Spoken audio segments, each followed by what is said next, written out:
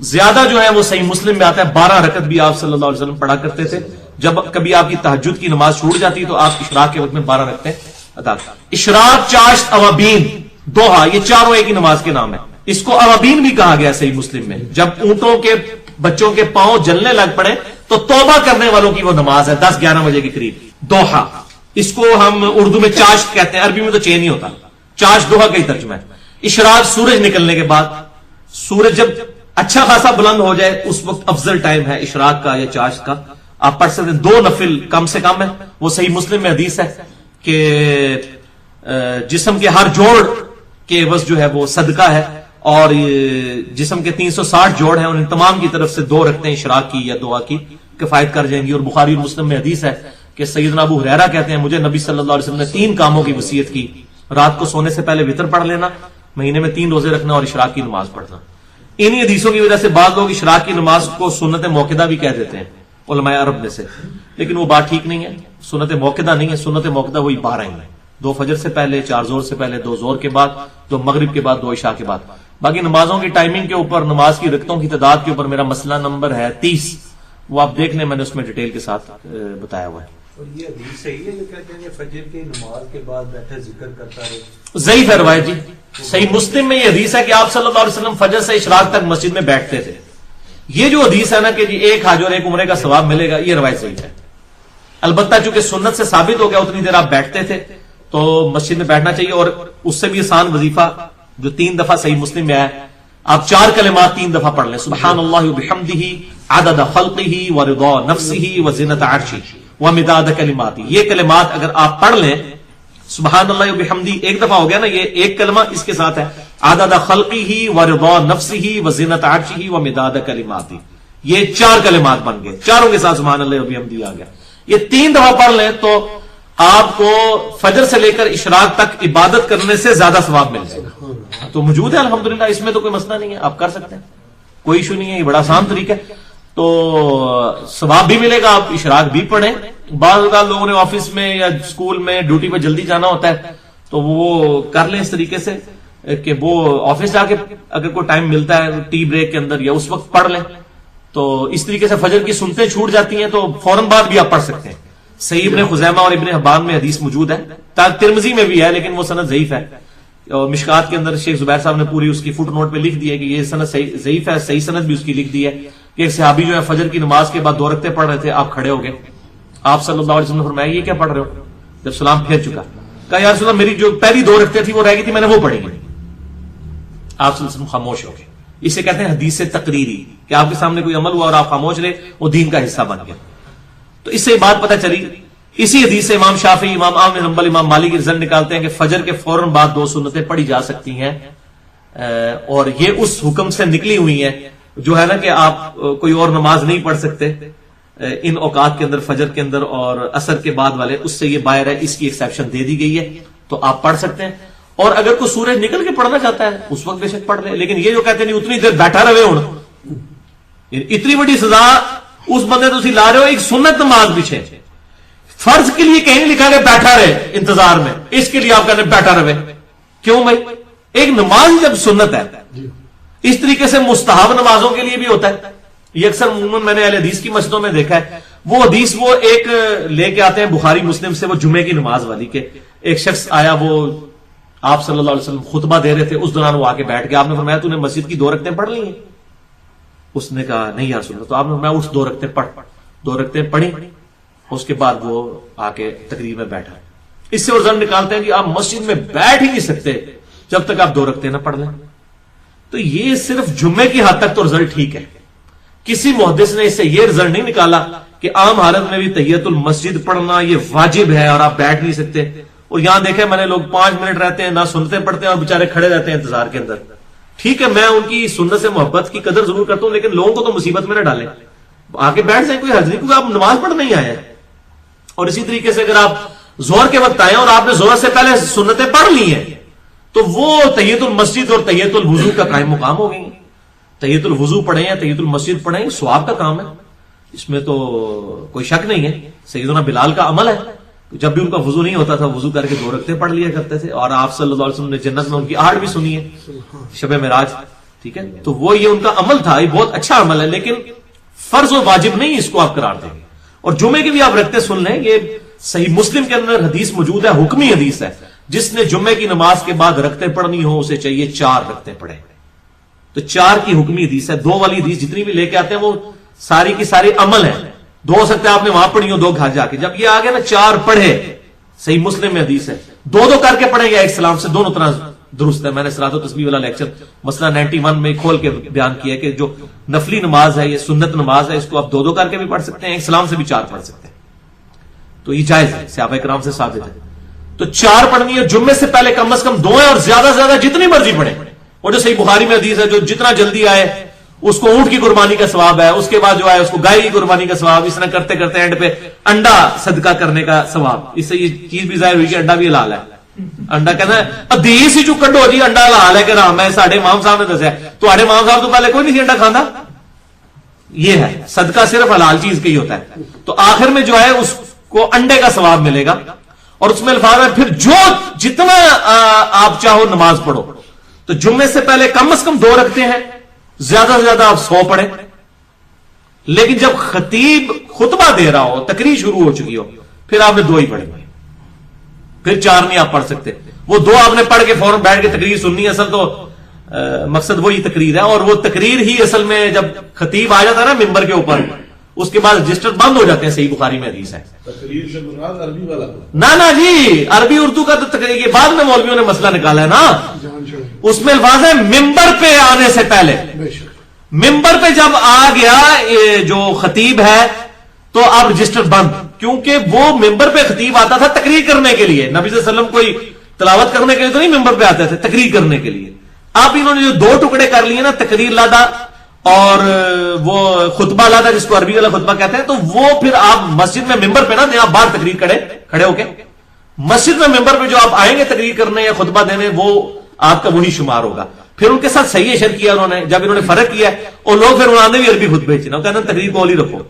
حالانکہ آپ حنفیوں کی مسجد میں بھی اگر جمعہ پڑھتے ہیں نا، تو امام کی جو تقریر ہے نا اس کی شروع ہونے سے پہلے اگر آپ مسجد میں پہنچیں گے تو آپ کو وہ ایکسٹرا آرڈنری ثواب ملے گا. ادروائز کوئی ثواب جواب نہیں ہے، صرف جمعے کا فرض ہی پورا ہوگا. وہ تو 2 رکھتے بھی پڑھ لیں تو فرض پورا ہو جائے گا. لیکن مقصد دیکھیں، اس دن تقریر اصل مقصد ہے. اللہ نے 4 کو بھی 2 کر دیا. اصل مقصد تو وہ تقریر ہے، تذکیر کے لیے ہوتا تھا. سورہ قاف پڑھا کرتے تھے آپ صلی اللہ علیہ وسلم، صحیح مسلم میں آتا ہے. وہ تذکیر کے لیے تقریر ہوتی ہے، اس لیے 4 رکھتے کام کی گئی ہیں اور 2 رکھتے. اچھا، اس حوالے سے بعض ایک روایت بھی ہے، وہ ضعیف سند کے ساتھ ہے سنن دارقطنی کے اندر، کہ اگر کوئی شخص جمعے میں صرف تشہد میں آ کے ملے تو 4 رکھتے پڑے. تو یہ روایت صحیح نہیں ہے. صحیح یہی ہے کہ اگر وہ جمعے کے تشہد میں سلام سے پہلے امام سے مل بھی جاتا ہے نا، تو وہ پھر 2 رکھتے ہی پڑے گا. اور اگر اس کی رہ گئی ہے تو پھر وہ 4 فرض پڑھ لے اس کے زور کے. اور سفر میں تو جمعہ آپ صلی اللہ علیہ وسلم سے ثابت نہیں ہے. اگر وہ پڑھ لیتا تو جواز کی حد تک ہے، ادروائز سفر میں آپ صلی اللہ علیہ وسلم نے 2 فرض ظہر کے ہی پڑھے، سفر میں جمعہ چھوڑ دیا. ظاہر ہے سفر کے اندر ویسے ہی بندہ تھکا ٹوٹا ہوتا ہے، تقریر کون سنے؟ اصل تو مقصد تقریر کرنا ہے نا، تذکیر کرنا ہے نا. تو آپ صلی اللہ علیہ وسلم نے اس کو بھی سکپ فرما دیا. وہ میں نے بتایا نا، وہ غلط ہو گیا نا. جب آپ نے فرما دیا جس نے پڑھنی ہے وہ 4 پڑھے، تو آپ چاہے مسجد میں پڑھے، چاہے گھر جا کے پڑھے، جدھر مرضی پڑھے، پڑھنی 4 ہے. 4 سے آپ بے شک زیادہ پڑھ لیں، 6 بھی ابن عمر سے ثابت ہے. 4 پڑھنی ہے، یہ حکمی حدیث ہے. اور وہ کہتے ہیں جو گھر جا کے پڑھے، وہ 2-3 روایتوں کو جوڑا ہوا ہے. اب صحیح حدیث ہے بخاری کے اندر، ظاہر ہے بخاری کے اندر ہے کہ ابن عمر کہتے ہیں ہم نے ظہر سے پہلے آپ کے ساتھ 2 رکھتے بھی پڑھی ہیں. اس سے بعد لوگوں نے رزلٹ نکالا کہ ظہر سے پہلے 2 بھی کافی ہیں. یہ غلط رزلٹ ہے، کیونکہ وہ 12 رکعتوں کے اوپر جنت کے محل کی بشارت ہے. اس میں ظہر سے پہلے 4 ہے. وہ ابن عمر نے جو 2 ساتھ پڑھی ہیں، ہو سکتا ہے آپ صلی اللہ علیہ وسلم 2 حجرے میں پڑھ کے آئے ہوئے ہوں، یا 2 آپ کا ٹائم تھوڑا تھا، 2 آپ نے بعد میں پڑھ لی ہوں. جب الگ سے حدیث موجود ہے نا کہ وہ کیا معاملات ہیں، یہ اسی طریقے سے جیسے گھوڑوں کے دموں والی حدیث جو ہے وہ رفع الیدین پہ لگاتے ہیں، وہ کلیئر ہے کہ تشہد کے وقت تھا وہ سلام ایسے کرتے تھے تو ہاتھ اٹھاتے تھے. اب وہ کہیں گے اس میں سلام کے الفاظ میں نہیں، وہ آپ دیکھیں وہی حدیث ابو داؤد میں بھی ہے، نسائی میں بھی ہے. اس پہ چیپٹر کیا ہے امام ابو داؤد نے بنایا ہے. اور تقی عثمانی صاحب کو بھی خیال آیا، انہوں نے بھی تقریر ترمذی میں لکھ دیا کہ گھوڑوں کی دموں والی حدیث جو ہے یہ لگانا رفع الیدین پہ یہ علمی خیانت کرنے کے مترادف ہے، یہ اس کے بارے میں نہیں ہے. اور مفتی احمد خان نعیمی صاحب جو ہر چیز الٹی بیان کرتے ہیں، جال آگ کے اندر رفع الیدین کے خلاف چیپٹر باندھا اور یہ روایت انہوں نے اس میں نہیں لکھی، ان کو حیا ہی کہ یہ میں نے نہیں لگانی، ورنہ وہ ہر شاہی لکھ دیتے ہیں. انہوں نے بھی نہیں یہ روایت لکھی، ان کو بھی خیال ہے کہ یار یہ تو خام خام مطلب ہم اس کو بدل رہے ہیں دین کو. ہاں، یہ خطبے کے دوران، جمعے خطبے کے دوران جو یہ وہ کہتے ہیں جی وہ پہلے ایسے بیٹھے رہتے ہیں ہاتھ باندھ کے پھر دوزانوں کچھ بھی نہیں، کہیں بھی ثابت نہیں ہے آپ صلی اللہ علیہ وسلم نے. پہلی تو بات ہے یہ بیٹھتے ہی سارے غلط ہے. احادیث میں جو ملتا ہے وہ یہ ہے کہ صحابہ کرام آپ صلی اللہ علیہ وسلم کی طرف رخ کر کے بیٹھتے تھے، یعنی گول دائرے میں بیٹھے ہیں. جس طرح ابھی ادھر بیٹھے انہوں نے میری طرف منہ کیا، ادھر والے ادھر کیا، ادھر. یہ قبلہ کی طرف منہ کر کے بیٹھنا جمعے کے خطبے کے دوران یہ تو اس کا مقصد ہی نہیں ہے. تقریر آپ نے سن رہے ہیں، یہ قبلے کی طرف کیوں منہ کیا ہوا ہے؟ خطیب کی طرف منہ کرنا ہے اور ایسے دائرہ بنا کے اس کے گرد بیٹھے، وہ پورا سیمی سرکل بنا کے اس کی طرف متوجہ رہنا ہے. اور اس میں صرف آپ صلی اللہ علیہ وسلم نے ایک چیز سے منع کیا، وہ ہے احتبا کر کے بیٹھنا. ویسے احتبا کرنا سنت ہے. آپ صلی اللہ علیہ وسلم فجر سے اشراق تک احتبا کر کے مسجد میں بیٹھتے تھے، دونوں گھٹنے کھڑے کر کے اور ایسے ان کو پکڑ لینا. اس طرح مسجد میں بیٹھنا سنت ہے، چوکڑی مار کے بیٹھنا بھی، دوزانوں بھی، یہ بھی. لیکن آپ صلی اللہ علیہ وسلم کی ابو داؤد میں حدیث ہے کہ جمعے کے خطبے کے دوران ایسے کوئی نہ بیٹھے، کیونکہ اس میں ریلیکس ہوتا ہے، مطلب وہ نیند آ جاتی ہے، تو اٹینٹو ہو کے بیٹھنا ہے. اس کے علاوہ آپ جس طریقے مرضی سے بیٹھے وہ ٹھیک ہے. یہ جو انہوں نے کیا ہوا نا، پہلے ادھر بیٹھے رہتے ہیں، دوسرے وہ یہ کہتے ہیں جی، وہ پھر اس میں کہتے ہیں، وہ کہتے ہیں جی وہ چونکہ دو خطبے ہیں تو 2 رکعتاں گھٹ گئی نے جمعے دیاں تے او دی جگہ 2 خطبے آ گئے نے، وہ پھر وہ اپنی نماز پوری کر رہے ہوتے ہیں. ہاں یہ پیچھے اس کی تھیم ہوتی ہے. نہیں ایک ہی نماز کے 3 نام ہے نا. اوابین جو مغرب کے بعد پڑھتے ہیں، کسی حدیث میں نہیں ہے کہ مغرب کے بعد جو پڑھتے ہیں وہ اوابین ہے. اوابین کہتے ہیں توبہ کرنے والے لوگ. اوابین، توابین بھی استعمال ہوتے ہیں. وہ توابون تھے نا جنہوں نے قتل حسین کا بدلے کے لیے وہ گئے تھے، توابون. تو اوابین یہ مسلم شریف کے الفاظ ہے کہ اوابین کی نماز اس وقت ہے جب کہ اونٹنی کے بچے کے پاؤں دھوپ کی وجہ سے، زمین گرم ہونے کی وجہ سے جلنے شروع ہو جائے. اگر مغرب کے وقت ایسا ہوتا ہے تو ٹھیک ہے، وہ آپ نے دھوپ کی وجہ سے ساری چیز بتا دی. یہ نام ہے. مثلا میں آپ نماز، اب عشاء کی نماز کو آپ رات کی نماز کہیں، کفتہ کی نماز کہیں، عشاء کی نماز کہیں، نائٹ پریئر کہیں، 10 نام رکھ لیں. تو ایک ایک نماز کے، جیسے قرآن کی صورتوں کے کئی نام ہے نا، تو یہ کئی نام ایک نماز کے ہیں. اسی کو اشراق کی نماز بھی کہا گیا ہے، اور کہا گیا کہ اشراق کی نماز تو اصل میں توبہ کرنے والوں کی نماز ہے، تو آپ نے اس کا نام ایک اوابین بھی رکھ لیا. اچھا یار، اشراق کی نماز جو ہے یہ صدقہ کے ایکویلنٹ ثواب دینے والا ہے، وہ صحیح مسلم میں حدیث موجود ہے. اچھا یہ کب پڑھی جاتی ہے؟ جب وہ جو ہے وہ سورج کی روشنی کی وجہ سے، کہتے ہیں دوحا کے وقت، جب خوب دوحا کہتے ہیں صبح کا وقت جب سورج چمک اٹھے، تو اس کو آپ دوحا بھی کہہ سکتے ہیں. ٹھیک ہے. تو آج جیسے مغرب کی نماز کو آپ مغرب کی نماز کہہ سکتے ہیں، غروب آفتاب کے بعد کی نماز کہہ سکتے ہیں، عشاء سے جسٹ پہلے والی نماز، جتنے مرضی آپ نام رکھیں. تو یہ ایک ہی نماز کے جب نام مختلف ہیں تو آپ یہ پوچھنے کی ضرورت ہی نہیں ہے کہ اب جس نے وہ پڑھ لی اشراق تو اس کو چاش کا بھی ثواب ملے گا. نام ہی ایک نماز کے کئی نام، جتنے مرضی پڑھے جی. نفلوں کے تو کوئی نہیں، باقیوں کے بھی بے شک جو نیت، نفلوں کے تو کوئی قدر نہیں ہے. اشراق کے 2 نفل پڑھے، اگلی کے اوپر پھر اشراق کی نیت کر لیں، 12 نفل تو پڑھ سکتے ہیں اشراق کے. اور مغرب سے عشاء تو وہ جامع ترمذی میں حدیث ہے حذیفہ بن یمان کی، جو آپ صلی اللہ علیہ وسلم کو ملنے کے لیے گئے تو کہتے ہیں مغرب کی نماز آپ صلی اللہ علیہ وسلم نے پڑھی. ٹھیک ہے. یہ میری 72 حدیثوں میں بھی ہے، کیونکہ اسی میں بشارت ہے سیدنا حسن حسین والی بھی. حضرت حذیفہ کہتے ہیں غزازدار رسول، وہ کہتے ہیں میرا خواہش کی کہ میں اپنی اور اپنی ماں کے لیے جا کے دعا کرواؤں نبی صلی اللہ علیہ وسلم سے. اللہ تعالیٰ نے آپ صلی اللہ علیہ وسلم کے دل میں یہ بات ڈال دی. اچھا وہ کہتے ہیں نماز پڑھ کے فارغ ہوا تو حضور صلی اللہ علیہ وسلم نفل پڑھنا شروع ہو گئے مغرب کے بعد. جامع ترمذی میں حدیث ہے. اتنے نفل پڑھتے رہے حتیٰ کہ عشاء کا وقت ہو گیا. اب عشاء 8:30 نہیں سی، 1.5 گھنٹے بعد عشاء آپ لیٹ پڑھ دے سر، 2 ڈھائی 3 گھنٹے آپ نفل پڑھتے رہے. کتنے نفل ہیں؟ یہ تو 6 کا نا ابین 6 والی روایت ہے ترمذی میں. امام ترمذی نے ساتھ لکھا ہے کہ بالکل جعلی روایت ہے، لیکن وہ ساتھ نہیں بتاتے ہیں. امام ترمذی نے لکھا ہے ہر شے موجود ہے بھائی لکھی ہوئی. قادیانیہ کو جاؤ گے وہ بھی تمہیں روایتیں دکھان گے، جعلی روایتیں انہوں کو بھی ہے کہ جس سال وہ سورج گرہن اور چاند گرہن لگا اور یہ ہو جائے گا، ہر چیز بٹھا دیتے ہیں. اوپر تعلق قادری صاحب نے بھی تقریر کر دی، اس کا کلپ بھی انہوں نے ڈال دیے بیچ میں، اور تعلق قادری صاحب نے گھاٹے بھی فٹ کرتی انہوں نے روایت. ٹھیک ہے. تو وہ بھی جعلی روایت ہے، جھوٹی روایت ہے، مرسل ٹوٹی ہوئی روایت ہے. یہ ساری روایتیں گھڑی جاتی ہیں اور پھر یہ فٹ. بال حذیفہ بن یمان کی ترمذی میں حدیث ہے، آپ صلی اللہ علیہ وسلم کہتے ہیں میں نے کہا چلے آپ نماز پڑھ لیں، عشاء بھی ہوگی. عشاء بھی آپ پڑھ چکے تو رات کے اندھیرے میں آپ صلی اللہ علیہ وسلم کہتے ہیں میری پھر بھی ضرورت نہیں ہوئی. پھر آپ جب واپس گھر جا رہے تھے تو میں آپ صلی اللہ علیہ وسلم کے پیچھے چلنا شروع ہوا. آپ صلی اللہ علیہ وسلم نے پوچھا کون؟ حذیفہ. کہ یا رسول اللہ میں ہی حذیفہ ہوں. آپ فرمایا اللہ تعالیٰ تیری اور تیری ماں کی مغفرت کرے. اور وہ کیا کہتے ہیں میں چلا ہی اسی نیت سے تھا کہ اپنی اور اپنی ماں کے لیے دعا کراؤں. پھر کہا حذیفہ آج ایک ایسا فرشتہ میرے پاس آیا جو آج سے پہلے کبھی نہیں زمین پر اترا، اور اس نے مجھے خبر دی ہے. یا رسول اللہ کیا خبر دی ہے؟ یہ رازدار رسول تھے، ان کو منافقین کے نام بھی بتائے، یہ بات بھی بتائی. فرمایا مجھے خبر دی ہے کہ میرے بیٹے حسن اور حسین جنتی نوجوانوں کے سردار ہیں اور میری بیٹی فاطمہ جنتی عورتوں کی سردار ہے. اور یہ جو حصہ ہے نا بیٹی فاطمہ جنتی عورتوں کی سردار ہے، یہ بخاری اور مسلم میں بھی ہے. وہ جو آپ نے ایک بات کان میں کہی تو وہ رو پڑی اور پھر دوسری بات کہی تو ہنس پڑی، اس میں بھی یہ الفاظ ہے.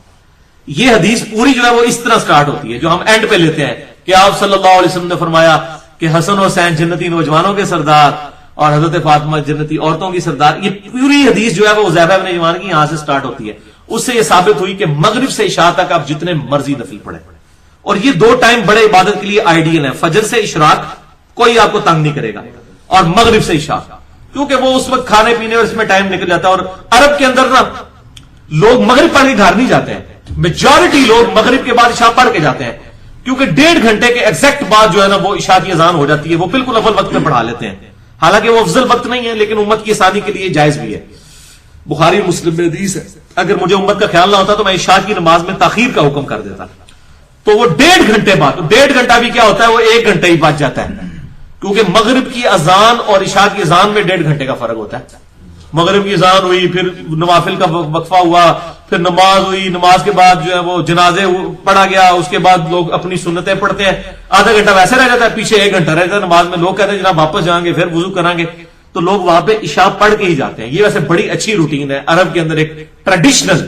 حرمین شریفین میں تو میں نے دیکھی ہے، عام مسجدوں میں نہیں لیکن حرمین کے اندر یہ ہے ٹھیک ہے کہ بھئی لوگ پڑھ کے ہی جاتے ہیں عشاء کی نماز. مغرب کے بعد اتنی دیر مسجد میں وہ بیٹھے رہتے ہیں. بڑا آئیڈیل ٹائم. اشراق کا ٹائم سورج کی جب ٹکیا باہر آ جائے، مسئلہ نمبر 30 میں نے بتایا نا، سورج کی جب ٹکیا وہ زد ٹکیا باہر آ جائے نا، پوری ٹرانزیشن پیریڈ میں جب ہوگی اس وقت وہ نماز پڑھنا منع ہے.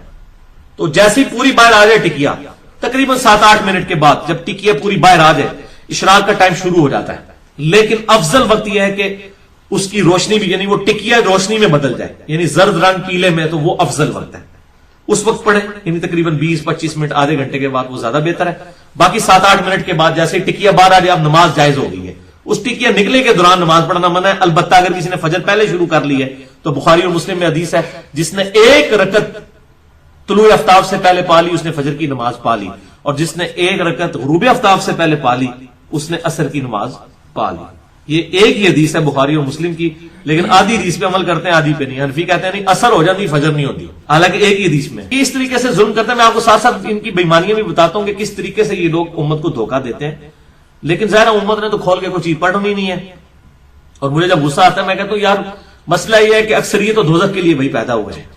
یہ قرآن کا فتویٰ ہے، سورہ الاعراف آیت نمبر 179، وَلَقَدْ ذَرَأْنَا لِجَهَنَّمَ كَثِيرًا مِنَ الْجِنِّ وَالْإِنسِ، اور ہم نے کثیر جن و انس جو ہیں وہ پیدا ہی دوزخ کے لیے کیے. اور ساتھ اللہ نے وجہ بتائی ہے ان کی آنکھیں ہیں دیکھتے نہیں، کان ہے سنتے نہیں، عقل ہے استعمال نہیں کرتے. اولئک کالانعام بل هم اضل، یہ تو چوپایوں کی مانند ہے بلکہ ان سے بھی گئے گزرے. تو جب عوام الناس سیدھی سیدھی نہیں ہے اللہ کے لیے تو پھر عوام اسی طریقے سے چلے گی بھوکتے ہیں. ہاں نماز جب نکل جائے تو گھر پڑھنے سے اس لیے منع کیا جاتا ہے کہ مسجد میں چلے جائیں، ہو سکتا ہے آپ کو کوئی اور جماعت چھوٹی بھی مل جائے، یعنی بعد میں بھی جماعت کروا سکتے ہیں نا. ترمذی میں ایک ضعیف روایت ہے لیکن صحیح روایتیں اور کتابوں کے اندر بھی موجود ہیں کہ آپ جو ہے وہ دوسری جماعت بھی کروا سکتے ہیں، تیسری بھی کروا سکتے ہیں، چوتھی بھی کروا سکتے ہیں، لیکن عادت نہ بنائیں کہ آپ جان بوجھ کے لیٹ ہونا شروع کر دیں. تو گھر پڑھنے سے اس لیے منع کیا تھا. ویسے اگر آپ کو یقین ہے کہ میں مسجد میں ایسی جگہ مسجد ہے جہاں پہ بس جو جماعت ہوگی اس کے بعد کوئی آتا نہیں ہے یا اب ٹائم ہی تھوڑا ہے تو آپ گھر پڑھ لیں، گھر نماز ہو جائے گی. وہ گھر پڑھنے سے اس صورت میں منع کیا گیا ہے جب آپ مسجد میں جماعت چھوڑ دیتے ہیں.